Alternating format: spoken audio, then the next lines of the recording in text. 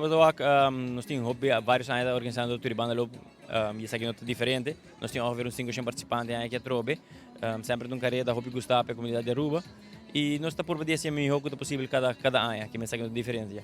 10 km com essa aqui mesmo em cada outro? Correto, nós temos diferentes distâncias, para tu gente por a oportunidade de participar. Nós temos 10,5 km, que é vasto, individual, e depois temos relay, que está 5,5, e aqui nós temos diferentes categorias de relay. Nós temos corporate, nós temos open, e nós temos team challenge, que vamos com esse lugar para mim está sendo isso aí, e criar nós com esse lo sale. Durante a última carreira não, corporate abira uno hobby conheci com a ideia que mesmo nasce para que sei.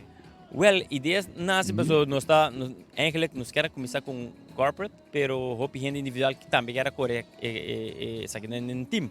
Eu não sei se agora nós está se open e corporate, antes era se nós dando gente oportunidade de participar. Se agora open está bastante corredor, que corre normalmente, que praticar e fazer deporte, antes corporate para nos estimular participação e atividade física de companhia e outra gente tem chance também de participar e tem chance de ganhar algo também agora.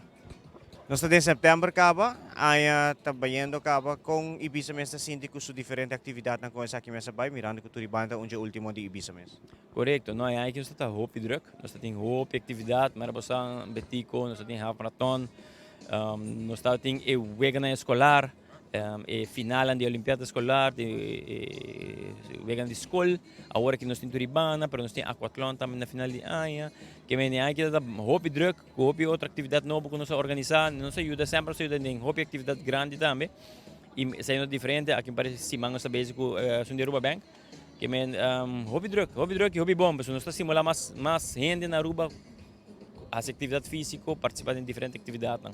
Schedule de outro ano, a organização por busca para chegar na Ibiza para weekend ou essa aqui está completamente em cabo? Não está completamente em, sempre nós temos nome over de ano para mim, para o seguinte ano, mas nós está atendendo com gente escrevendo o que não quer fecha, mas sempre botar dia na base de atividade tão grande, right?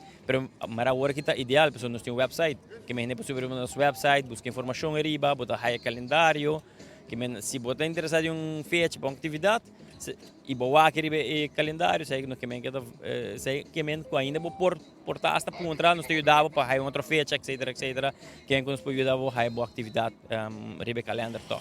Danke por oportunidade na bolsa também, pero agora se aqui nos anunciando no website, subi, ribe que informação para de atividade não para muito para grande, e se você quer mais informação disso, chama na Ibiza, nos está ajudando com mais informação.